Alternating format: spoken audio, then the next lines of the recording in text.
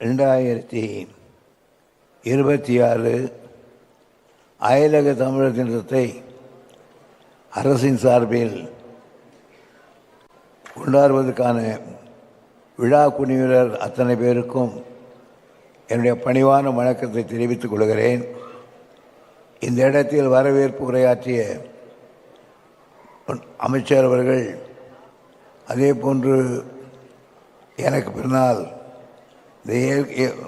விழாவினை துவக்கி வைத்து பேர் உரையாற்ற இருக்கிற இளைஞர்களுடைய எழுச்சி நாயகராக என்று விளங்குகிற என்னரும் தம்பி உதயநிதி ஸ்டாலின் அவர்கள் துவக்கி வைப்பார்கள். இந்த அயலக தமிழர்களுடைய நல வாரியம் அருமை நண்பர் கார்த்திகை சிவநதி நடத்தி கொண்டிருக்கிறார்கள். மற்றும் இங்கே பேசிய அனைவருக்கும் என்னுடைய வணக்கம். பல்வேறு திக்குகளிலிருந்து வந்து கருத்து ஒழிந்து கருத்து கேட்டு போகிற அனைவருக்கும் என்னுடைய வணக்கம். அயலக தமிழர் என்பது இன்றைக்கு அங்கே ஒரு பிரிவை பாதித்தார்கள். அங்கே போய் பிழைக்க போனவர்களுக்கு ஏதாவது சொல்லி வந்தார், அல்லது அங்கே போய் வாழ்கிற பர்மனெண்ட்டாக வாழ்கிறோம் 2 வகை. ஆக அயலக தமிழர் என்பது 2 வகை. ஒன்று அயலகத்திலே செட்டில் ஆகிவிட்டது, இன்னொன்று அங்கே ஒரு கால் இங்கே ஒரு கால் வச்சு கொண்டு இருக்கிறது, இது 2வது கால். ஆகினால் இது அவர்களுக்குத்தான் இந்த பிரச்சனைகள் எல்லாம் ஏற்படுகிறது. சில நேரங்களில் மற்றும் மூப்பர்களுக்கு ஏற்பட்டாலும் இவருக்கு தான் அதிகம் சேரும். 3வது தமிழ் அயலக என்பது தமிழர்கள் என்பது அந்த பெயரே அறியாத ஒரு காலம். காரணம், தமிழ் மன்னர்கள்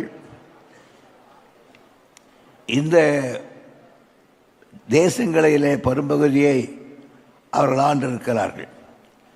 ஆக இன்றைக்கு சிங்கப்பூர் ஆனாலும் ஆஸ்திரேலியா அண்ணா கொடியாக மட்டும் இருக்கிற பதியம் மற்றும் இருக்கிற எந்த பெரிய போர் படைகளையும் அவர்கள் அன்றைக்கு படையெடுத்து சென்று அன்றைக்கு சென்ற தமிழர்கள் ஆழப்போனவர்கள், அதெல்லாம் மன்னாடுகளிலே ஆழப்போனவர்கள். பிறகு ஏற்பட்ட சமுதாய கூட்டத்தில் அடங்கி போனவர்கள். இப்படி பல வகையிலே பிரித்து பார்க்க வேண்டிய இருக்கிறது.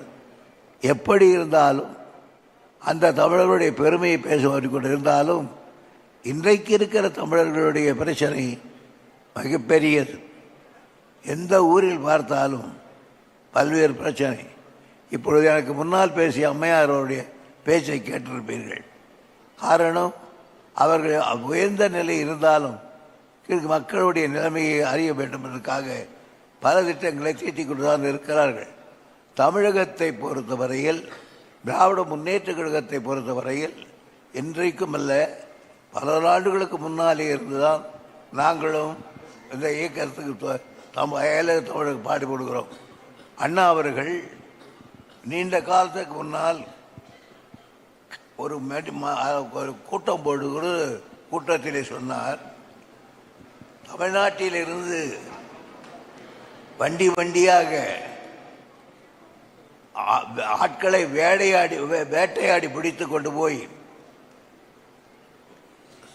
சிங்கப்பூருக்கும் மலேசியாவுக்கும் மற்ற பிற நாடுகளுக்கும் கொண்டு போய் மக்களே தீவுகளுக்கும் ஐரிஷ் கடலில் எல்லா ஊர்களிலும் கொண்டு போய் இறக்கி அன்றைக்கு அவர்களை எல்லாம் அந்த ஊரிலே கரும்பு தோட்டத்திலே வேலை செய்கிற கொடுமையை சொன்னார். அதில் பாரதி பாடியிருக்கிறான், இந்த கரும்பு தோட்டத்திலே இவர்கள் எப்படி நம்முடைய தமிழ்நாட்டு பெண்கள் எப்படி கஷ்டப்படுகிறார்கள் என்பதை அன்றைக்கே எழுதி காட்டினான். ஆக தமிழகத்தை பொறுத்தவரையில் இந்த இயக்கத்திலே நாங்கள் அண்ணா அவர்கள் தான் சொன்னதை போல அண்ணா சொன்னார், அன்றைக்கு இந்த கப்பல் தட்டிலே நின்று கொண்டு வேறு நாட்டுக்கு போகிற பொழுது அவர்கள் இந்த நாட்டை பார்த்து புலம்பி இருப்பார்கள். இந்த நாடில் நஞ்சையும் புஞ்சையும் இருந்தென்ன, காவேரி ஓடி என்ன, 3 கொடுக்குகள் இருந்தென்ன, மலைவளம் இருந்தென்ன, செவித இருந்தென்ன, ஆனால் நாங்கள் அனாதிகளாக இந்த ஊரை விட்டு போகிறோமே என்று கப்பல் தட்டிலே நின்று அவர்கள் அழுத கண்ணீர் தான் ஆறாக ஓடுகிறது என்று அன்றைக்கு அண்ணா அவர்கள் பேசினார்கள். ஆகவே அண்ணாவில் அன்றைக்கில்லை இன்றைக்கில்லை அன்றையிலிருந்தே கட்சி எங்களுக்கு ஈடுபட்டிருக்கிறது. ஆளுங்கட்சியான பொழுதெல்லாம் பல்வேறு எந்த திக்கிலை பிறந்தாலும் அண்ணா அவர்கள் இருந்தபோதும் சரி, பெரும்பகுதி கலைஞர் அவர்கள் தான் இந்த பிரச்சனையை எடுத்துக்கொள்வார்கள். இந்த பிரச்சனையை எடுத்துக்கொண்டு பேசி முடிக்கிறவர் அண்ணா அவர்கள் தான். எத்தனையோ பிரச்சனைகள், ஈழ பிரச்சனையானாலும் சரி, அது சீன பிரச்சனையானாலும் சரி, அல்லது வேறு எந்த பிரச்சனையானாலும் கலைஞர் அவர்கள் தான் எடுத்து செய்வார்கள். ஒன்றை வைத்துக் கொள்ளுங்கள், எங்களுடைய அண்ணாவுக்கு பிறகு, அண்ணாவுக்கு அந்த வார்த்தை பேசியதுக்கு பிறகு கலைஞர் அவர்கள் பெரிய கலைஞர் கருணாநிதி அப்படின்னு ஒரு புகழ் வருவதற்கு முன்னாலேயே இங்கே வந்திருந்தால் மலேசியாவுக்கு தெரியும், அதில் எழுதினார் கலைஞர், கயிற்றில் தொங்கிய கணபதி என்று ஒரு சின்ன நூல் எழுதினார்கள். ஒரு சின்ன பிளாப்பில் உண்டு, கயிற்றில் தொங்கிய கணபதி என்று. அன்றைக்கே திமுகவின் உணர்வு தனிப்பட்ட முறையிலும் கட்சி உறவிலும் எங்களுக்கு உறுத்தி கொண்டுதான் இருக்கிறது. எங்களை விட காடு கல்ல ஆள் அல்ல. ஆகியனால இதேபோல் இந்த நிலையில் நாங்கள் மாட்டிக்கொண்டிருக்கிறோம். ஆனாலும் இந்த எங்களால் முடிந்த அளவுக்கு இந்த பிரச்சனைகளை தீர்த்து வைப்பதில் ஒரு செய்து கொண்டுதான் இருக்கிறோம். கலைஞர் அவர்கள் ஆட்கள் என்ன ஆனார் என்று தெரியும். ஈழத்து போரிலே நாங்கள் தான் எவ்வளவு பலி கொடுத்தோம், பிறகு நாங்கள் எங்கே போய் சேர்ந்தோம் என்ற நிலையெல்லாம் எடுத்து சொல்ல விரும்பவில்லை இந்த நேரத்தில். ஆகையினால இந்த என்ன ஆகிப்போச்சு, இந்த காலையில் போனவர்கள் வருவர்கள் 2 பேருக்கு படிச்சா இருக்கிறது. திடீரென்று இன்னைக்கு சாம்சரியாவில் அமெரிக்காவில் வாழ்வதே பெரிய பிரச்சனை ஆகி இருக்கிறது ட்ரம்ப் வந்ததுக்கு பிறகு. அதுங்கேயும் தமிழர்கள் காட்டினால் கனடாவில் பரவாயில்லை என் நிலை இருக்கிறது. எனவே உங்களுடைய வருகை எங்களுடைய பலத்தை காட்டுவதற்கு அல்ல, நாங்கள் அணைந்து உங்களுக்கு நாங்கள் இருக்கிறோம் என்று சொல்வதற்காக நாங்கள் ஏற்றுக்கொண்டிருக்கிறோம். எனவே தான் இந்த காலத்தில் சொல்லுகிறோம். அந்த நிலையில் திமுகவில் திராவிட முன்னேற்ற கழகம், கலைஞர் அவர்கள், இன்றைக்கு தளபதி அவர்கள், இன்றைக்கு நம்முடைய தம்பி உதயநிதி அவர்கள் எங்களுக்கு கிடைத்திருக்கின்ற ஒரு வஜ்ர ஆயுதம்.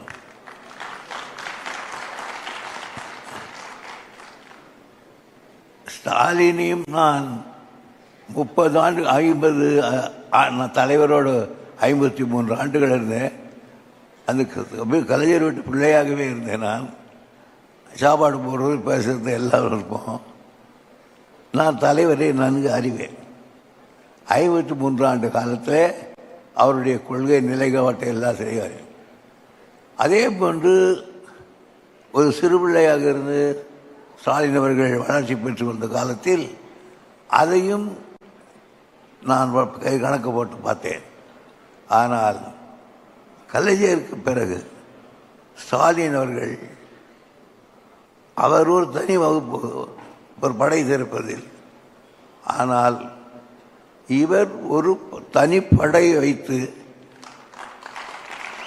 அந்த படையை திராவிட முன்னேற்ற கழகத்துக்கு அறிவூட்டி கை காட்டி இன்றைக்கு எந்த மாநிலத்திலும் இல்லாத பெருமையை தம்பி உதயநிதி பெற்றிருப்பதை பார்த்து நான் சொல்கிறேன். எனக்கு பேசுகின்ற வாய்ப்பு, அவரை நான் இன்றைக்கும் எந்த கூட்டத்திலும் இவ்வளோ நேரம் பேசியது கிடையாது. ஆகையினால் அதே நேரத்தில் உதயநிதி அவர்கள் ஒன்றை, நீங்கள் கலைஞர் இருக்கும்போது, ஸ்டாலின் இருக்கும்போது அயல்மக தமிழர்களில் எப்படி ஒரு கொள்கை கொண்டார்களோ அவர்களை விட உதயநிதி 10 மடங்கு 1000 மடங்கு உங்களுக்காக இருப்பார் என்று கூறி வாய்ப்புக்கு நன்றி தெரிவித்து விடைபெறுகிறேன். நன்றி, வணக்கம். இன்றைக்கு தமிழ்நாடு அரசு சார்பாக நடக்கின்ற இந்த அயலக தமிழர் நாள் விழாவில் கலந்து கொண்டு உங்களை எல்லாம் சந்திப்பதில் கூடுதல் மகிழ்ச்சி அடைகின்றேன். வந்திருக்கக்கூடிய அத்தனை பேருக்கும் என்னுடைய இனிய ஆங்கில புத்தாண்டு நல்வாழ்த்துக்களையும் பொங்கல் வாழ்த்துக்களையும் நான் தெரிவித்துக் கொள்கின்றேன். எப்பவுமே தூரம் அதிகமாகும் பொழுது உறவும் பாசமும் இன்னும் வலிமையாகும்னு சொல்லுவாங்க. அந்த வகையில் இன்னைக்கு உலகின் பல நாடுகளில் இருந்து வாழ்கின்ற நீங்கள் தமிழ் உணர்வோடு, தமிழ் பற்றோடு, தமிழ்நாட்டின் மீது இருக்கக்கூடிய பாசத்தோடு இந்த நிகழ்ச்சியில் கலந்து கொள்ள நீங்க அத்தனை பேர் வருகை தந்திருக்கீங்க. வெளிநாடுகளில் நீங்க பலவிதமான விழாக்களை கொண்டாடி இருப்பீங்க, பார்த்திருப்பீங்க. ஆனா இது எதுவுமே நம்முடைய தமிழர் திருநாள் பொங்கலுக்கு ஈடாகாது. ஏன்னா பொங்கல் என்பது நம்முடைய தமிழ் பண்பாட்டோடு, தமிழ் உணர்வோடு கொண்டாடப்படுகின்ற ஒரு விழா. அப்படிப்பட்ட பொங்கல் பண்டிகை நேரத்தில் அயலக தமிழ் உறவுகள் உங்க அத்தனை பேரையும் சந்திக்கிறது என்னுடைய சொந்த சகோதரர்கள், சகோதரிகள், என்னுடைய குடும்பத்தினரை சந்திக்கின்ற அந்த நிகழ்ச்சியை, அந்த மகிழ்ச்சியை எனக்கு தருகின்றது. முதல்ல இந்த விழாவை இவ்வளவு சிறப்பாக ஏற்பாடு செய்திருக்கக்கூடிய அயலக தமிழர் நலன் மற்றும் மறுவாழ்வுத்துறைக்கு என்னுடைய பாராட்டுகளையும் வாழ்த்துக்களையும் நான் தெரிவித்துக் கொள்கின்றேன். அயலக தமிழர் தினத்தை நம்முடைய திராவிட மாடல் அரசு ஏற்பாட்டில் கடந்த 5 ஆண்டுகளாக நாம் சிறப்பாக கொண்டாடி வருகின்றோம். அது கடந்த 3 வருடங்களாக அவர்கள் தவறாமல் என்னை அழைத்து விடுவார்கள். நானும் தவறாமல் இந்த நிகழ்ச்சியிலே கலந்து கொண்டிருக்கின்றேன். ஒவ்வொரு ஆண்டும் ஒரு தலைப்பை செலக்ட் பண்ணி அந்த தலைப்பின் கீழ் நிகழ்ச்சிகளை நடத்தி இந்த தினத்தை நீங்கள் கொண்டாடி வருகின்றீர்கள். இந்த ஆண்டுக்கான தலைப்பு தமிழால் இணைவோம், தரணியில் உயர்வோம் அப்படின்ற ஒரு மிகச்சிறப்பான தலைப்பு வைக்கப்பட்டிருக்கு. அதற்கு என்னுடைய வாழ்த்துக்கள். ஏன்னா தமிழ் மொழி என்பது நம் அனைவரையும் இணைக்கக்கூடிய ஒரு மொழி. தமிழ் யாரையும் வேறுபடுத்தாது, பிரித்து பார்க்காது. யாருக்கும் எந்த பேதத்தையும் காட்டாத மொழிதான் நம்முடைய தாய்மொழி தமிழ் மொழி. தமிழ் என்ற அடையாளத்திற்கு முன்னாடி வேற எந்த அடையாளமும் நிற்க முடியாது, போட்டி போட முடியாது. ஜாதி, மதம், பணக்காரன், ஏழை, முதலாளி, தொழிலாளி, ஆண், பெண் என்று எல்லா பேதங்களையும் தாண்டி தான் நம்ம அத்தனை பேரையும் இணைத்திருப்பது நம்முடைய தாய்மொழி தமிழ் மொழி. அப்படி நாம அனைவரும் தமிழால இணைந்ததால தான் இன்னைக்கு தரணியை வென்று கொண்டிருக்கின்றோம். ஒன்றாக இணையாத எந்த இனமும் உலகில் உயர்ந்த வரலாறே கிடையாது. அந்த வகையில் உலகெங்கும் வாழக்கூடிய தமிழர்களை ஒருங்கிணைக்கக்கூடிய அந்த பணி என்பது மிக மிக முக்கியமானது. இந்த நேரத்தில் மிக மிக அவசியமானது. அதைவிட முக்கியம் அவர்களுடைய நலன்களை பாதுகாக்கின்ற அந்த பணி என்பது மிக மிக முக்கியம். முன்னாடிலாம் தமிழ்நாட்டிலிருந்து வேலைக்காக தான், சின்ன சின்ன வேலைகளை செய்வதற்காகத்தான் நிறைய பேர் வெளிநாட்டில் போவாங்க, வெளிநாட்டில் போய் செட்டில் ஆவாங்க. ஆனால் இன்னைக்கு தமிழ்நாட்டிலிருந்து நீங்கள் இன்ஜினியர்ஸா, டாக்டர்ஸா, ரிசர்ச்சர்ஸா, ஆராய்ச்சியாளர்களா இன்னைக்கு பலர் வெளிநாடுகளுக்கு சென்றிருக்கிறீங்க, போய் செட்டில் ஆயிருக்கிறீங்க. தொழிலாளிகளா போன காலத்தில் குடும்பத்தை இங்கே விட்டுட்டு தனியாக போய் அங்கே இருப்பீங்க. இப்போ குடும்பத்தையும் கூட்டிட்டு போய் அங்கே தங்குற அளவுக்கு பெரிய வேலைகளில் இன்னைக்கு போய் அங்கே போய் செட்டில் ஆகுறீங்க. இந்த வளர்ச்சி என்பது தானாக நடந்த ஒரு வளர்ச்சி அல்ல. இந்த முன்னேற்றத்துக்கு பெயர் தான் நம்முடைய திராவிட மாடல். இப்படி குடும்பத்தோடு வெளிநாட்டில் வசிக்கும் பொழுதுதான் தமிழ்நாட்டிலிருந்து இன்னும் அதிகமான எதிர்பார்ப்புகள் நமக்குள்ள உருவாகும். அதை உணர்ந்துதான் நம்முடைய மாண்பு முதலமைச்சர் அவர்கள் அயலக தமிழர் நல வாரியத்தை முதலாக தொடங்கி வச்சாங்க. இதுல இன்னைக்கு சுமார் 32,000 பேர் உறுப்பினர்களாக இருக்கிறீங்க. இதன் மூலம் அயலக தமிழர்களுக்கு பல்வேறு இனிஷியேட்டிவ்ஸ், பல்வேறு முன்னெடுப்புகளை நம்முடைய திராவிட மாடல் அரசு, நம்முடைய முதலமைச்சர் அவர்கள் தொடர்ந்து செயல்படுத்திட்டு வரார். இந்த வாரியம் உங்களுக்கு பல உதவிகள் செய்தாலும் அரசின் சார்பாகவும் அயலக தமிழர்களுக்கு கொடுக்கப்படுகின்ற ஐடி கார்டு, அடையாள அட்டை என்பது ஒரு மிகச்சிறந்த முன்னுதாரணம். இந்த அடையாள அட்டை என்பது உங்களுடைய தாய் வீட்டு அடையாளம். அந்த வகையில் உங்களுடைய நலன்களை பாதுகாக்க பல்வேறு திட்டங்களை அயலக தமிழர் நலத்துறை இன்னைக்கு செயல்படுத்திட்டு இருக்கு. உக்ரைன், ஈரான், இஸ்ரேல் போன்ற நாடுகளில் போர் நடந்தப்போ அங்கிருந்து தமிழர்களை எல்லாம் பாதுகாப்பாக நம்முடைய துறை தான் பாதுகாத்துச்சு, பாதுகாப்பாக மீட்டிட்டும் வந்திருக்கு. அது மட்டும் இல்ல, வெளிநாடுகளில் வேலை செய்கின்ற தமிழர்களுக்கு ஏதாவது ஒரு பிரச்சனைனா, சிக்கல்னா அதற்கு தீர்வு காண எல்லா உதவிகளையும் இந்த துறை உடனடியாக செய்து கொடுத்திருக்கு. தொழில் முதலீடுகளை ஈர்ப்பதற்காக நம்முடைய மாண்பு முதலமைச்சர் அவர்கள் எந்த வெளிநாடுகளுக்கு போகும்போதும் அங்க இருக்கக்கூடிய அயலக தமிழர்கள் உங்களை எல்லாம் தொடர்ந்து சந்திச்சுட்டு வராங்க. அப்படி சந்திக்கும் பொழுது நம்முடைய முதலமைச்சர் அவர்கள் உங்களுக்கு ஒரு வேண்டுகோள் வைக்கிறாங்க, ஒரு கோரிக்கை முன்வைக்கிறாங்க. வெளிநாடுகளில் பல உயரங்களை அடைஞ்சிருக்கக்கூடிய தமிழர்கள் நீங்க தமிழ்நாட்டில் தொழில் தொடங்குகின்ற வகையில் முதலீடு செய்யணும், அந்த முயற்சியை நீங்க மேற்கொள்ளணும்னு இந்த வேண்டுகோளை நம்முடைய முதலமைச்சர் அவர்கள் தொடர்ந்து உங்களிடத்தில் வைக்கிறார். இன்னைக்கு முதலமைச்சர் வச்ச வேண்டுகோளின் தொடர்ச்சியாக, உங்களுடைய முயற்சியின் தொடர்ச்சியாக இன்னைக்கு இந்தியாவிலேயே நம்பர் 1 பொருளாதார வளர்ச்சி அடைஞ்ச மாநிலமாக நம்முடைய தமிழ்நாடு உயர்ந்திருக்கு. அந்த சாதனையில் உங்களுடைய பங்கு மிகப்பெரிய பங்கு. நாம் அனைவரும் சேர்ந்து இந்த வளர்ச்சியை அடுத்த கட்டத்துக்கு நாம எடுத்துட்டு போனோம். பொருளாதாரத்தில் நம்ம வளர்ற அதே நேரத்தில் நம்முடைய மொழியையும் கலாச்சாரத்தையும் பண்பாட்டையும் மறந்துடக்கூடாது. உங்களுடைய குழந்தைகளுக்கு, அடுத்த தலைமுறைக்கு தமிழ்நாட்டுடைய அடையாளத்தை சொல்லித் தர்றது மிக மிக முக்கியம். அதற்காகத்தான் முதலமைச்சர் அவர்கள் வேர்களை தேடி அப்படின்ற திட்டத்தை தொடங்கி வச்சாங்க. ஆண்டுதோறும் வெளிநாட்டில் வாழ்கின்ற தமிழர்களுடைய அடுத்த தலைமுறை பிள்ளைகளை தமிழ்நாட்டுக்கு அழைச்சிட்டு வந்து நம்முடைய பண்பாட்டு சின்னங்களை, அடையாளங்களை எல்லாம் அவர்களுக்கு அறிமுகப்படுத்துறோம். நம்ம ஊரில் இருக்கக்கூடிய பண்பாட்டு சின்னங்கள், வரலாற்று சிறப்புமிக்க இடங்களை எல்லாம் அவர்கள் நேரடியாக பார்க்கும் பொழுது அவர்களுக்கு ஒரு புரிதல் ஏற்படும், ஒரு பரவசம் ஏற்படும். இந்த உலகத்தில் நமக்கென்று இருக்கின்ற இடம் தமிழ்நாடு என்ற அந்த நம்பிக்கை அடுத்த தலைமுறைக்கு, உங்களுடைய குழந்தைகளுக்கு நிச்சயம் ஏற்படும். இப்ப நம்முடைய அரசின் சார்பாக உங்க கனவை சொல்லுங்கன்னு ஒரு திட்டத்தை நம்முடைய முதலமைச்சர் அவர்கள் அறிமுகப்படுத்தி இருக்கிறார். அரசின் திட்டங்கள் பற்றியும் பயன்கள் பற்றியும் எதிர்காலத்தில் என்ன மாதிரி திட்டங்கள் வரணுன்ற மக்களோட கனவுகளை கேட்டு அறிகின்ற முயற்சி தான் இந்த உங்க கனவை சொல்லுங்கன்ற திட்டம். அதே போல அயலக தமிழர்களும் உங்களுடைய கனவுகளை இந்த வாரியத்தின் பொறுப்பாளர்களிடம், அமைச்சர் அண்ணன் நாசர் அவர்களிடம் தெரியப்படுத்துங்க.